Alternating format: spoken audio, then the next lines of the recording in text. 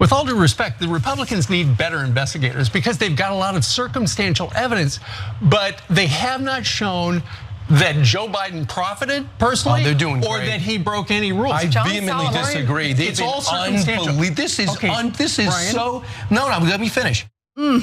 You just watched the beginning of a pretty heated debate between hosts Steve Doocy and Brian Kilmeade over at Fox and Friends. Now, the whole topic here has to do with the investigation into the Bidens, and what the Republican members of the House Oversight Committee are desperately trying to do here is find a link indicating that Joe Biden accepted money from foreign interests, from foreign business partners who were working with Hunter Biden, and that there was some sort of quid pro quo involved, some sort of bribery scheme. Now, they have come up short, and Steve Doocy is just keeping it real about that. But Brian Kilmeade, like that. So I do want to give you some more footage from that whole debate, and then I'll fill in the blanks. Let's watch.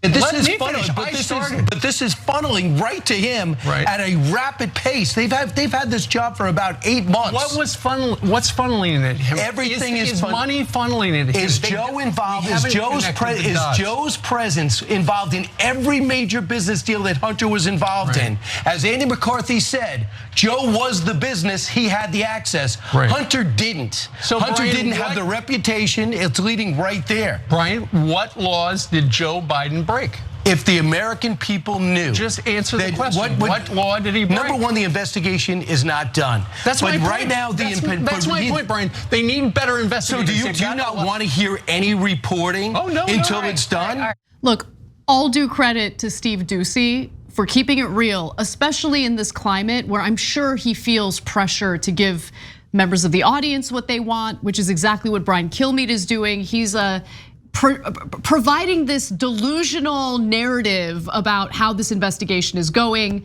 The investigation is not going well. I'll tell you why in just a moment, but any comments on that, Cenk? Definitely. So first of all, what you're seeing there is the split personality that Fox News has now. Steve Doocy's basically representing the Murdoch family as they are pivoting from Trump and pivoting from the over-the-top lies, because the lies cost them $800 million.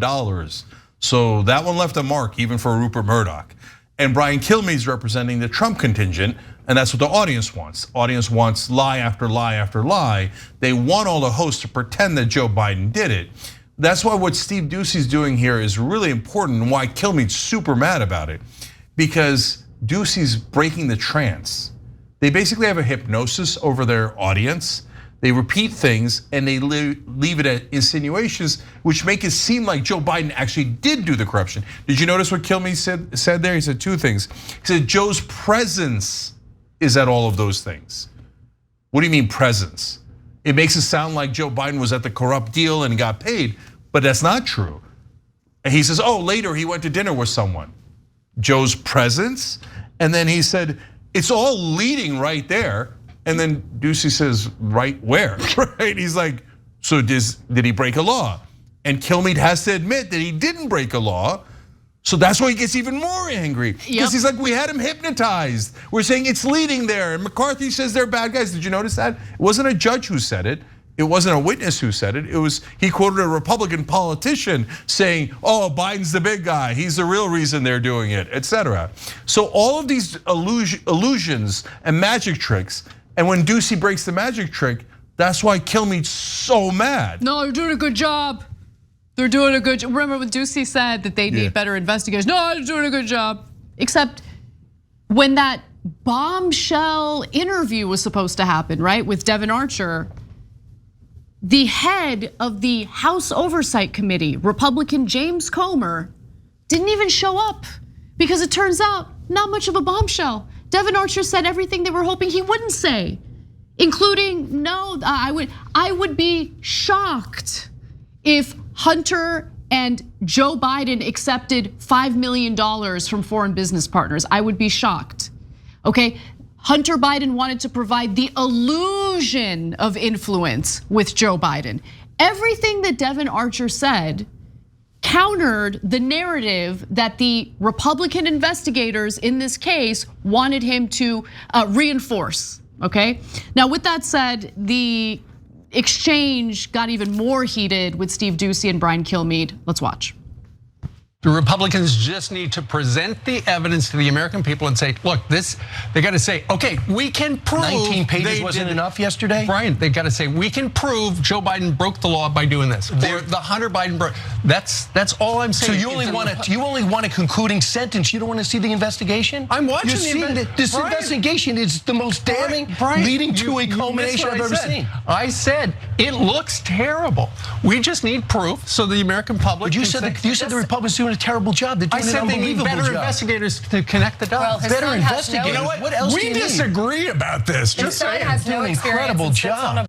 They're doing an incredible job. Okay, I got to shed some light on the 19-page memo that was referenced there. If you're wondering what it is, it was actually released yesterday by Representative James Comer, the basic head of this investigation that's going nowhere. And it's according to the narrative coming from the investigators here.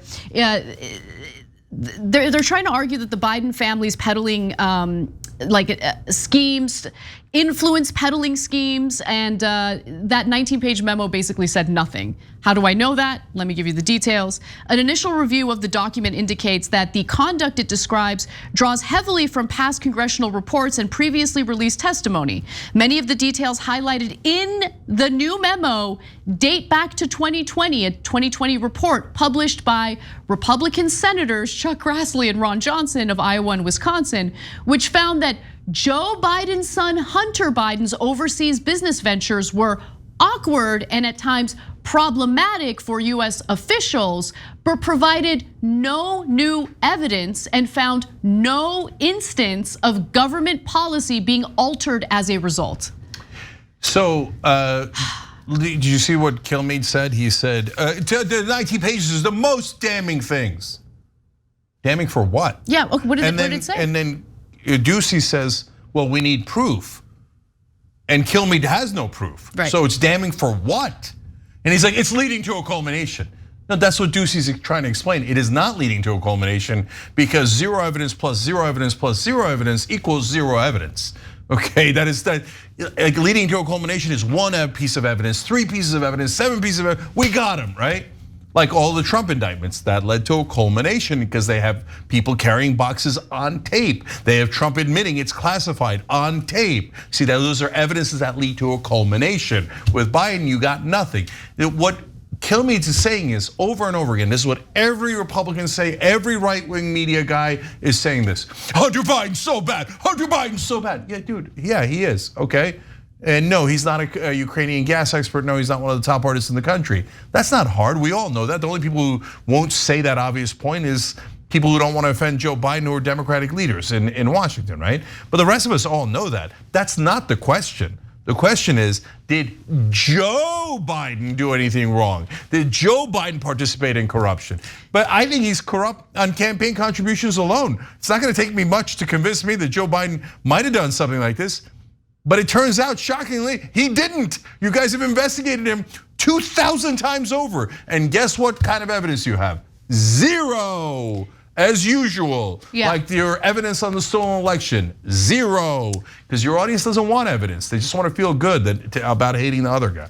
Well, nonetheless, even though they don't have any evidence, there's no smoking gun, James Comer let Maria Bartiromo know that they're planning to subpoena President Joe Biden. Let's watch. Yeah, this is always going to end with the Bidens coming in front of the committee. We are going to subpoena the family. I mean, we're putting the case together to win in court. Obviously, with all the opposition and obstruction we're getting from the Biden attorneys now, we know that this is going to end up in court when we subpoena the Biden. So we're putting together a case, and I think we've done that very well. They're gonna subpoena the Bidens, unclear when that's gonna happen. Maybe he's just bluffing there. I mean, he's been bluffing during these interviews quite a bit, but it's just, you investigate Donald Trump for legitimate reasons. Republicans are gonna retaliate with these ridiculous phony investigations and it's gonna waste time, resources. Okay. it's a dumpster fire. Comer's trash, and he knows it. That's why he didn't show up to the damning Devin Archer testimony. He didn't show up because it was damning to his side. He's just, look, guys, tons of Republican voters have no idea. They think Joe Biden actually took the $5 million, et cetera, because that's what they heard in right-wing media, and they don't trust mainstream media anymore, right? But Comer knows. Comer knows with absolute certainty. That's why he didn't show up for the embarrassing testimony. He knows he's lying. He knows he has no evidence. So he's trying to embarrass Biden. But I don't care. I honestly don't even care about the subpoenas. So if I was the president, I'd be like, okay, have at it, Hoss. Try me and find out. Okay, and I'd go up there and I'd rip their heads off politically and rhetorically, right? But Biden's not that guy. And but to be clear about what they're trying to do, they're trying to Clinton him. What does that mean? Well, let's start with something that we know isn't true. And in the case of Clinton, it was the Whitewater land deal. And it turned out that he didn't do anything wrong there. And even Ken Starr said, yeah, he didn't do anything wrong. So the Republicans lied about him doing something wrong. They dug in. And finally they got him on tape. And they asked him about sex. And they're like, yes, we found something after our fishing expedition. And we got him to lie about sex. So that's it, we have to impeach him. And that's what Republicans do, because they never have any evidence. All their politicians are liars, 200% liars. All they ever do is lie. And then they have that crying bitch ass graphic on that segment going, mainstream media is covering Trump's indictments. He's the first president to get indicted. You don't think they're gonna cover those indictments? But they won't cover our lies as much. They covered it for 5 minutes. That's 5 minutes too much.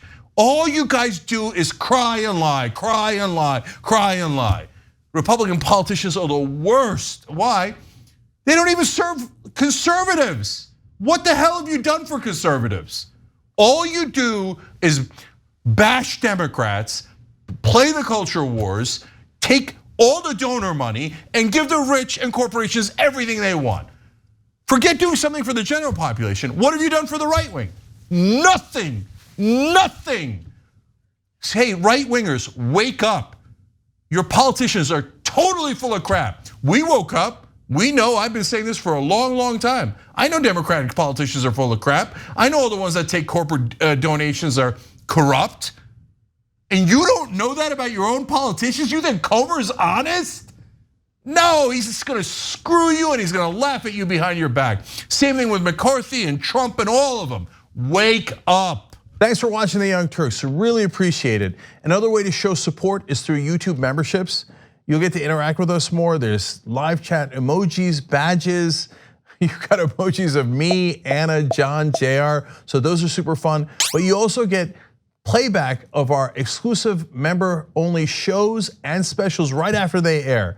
So all of that, all you gotta do is click that join button right underneath the video. Thank you.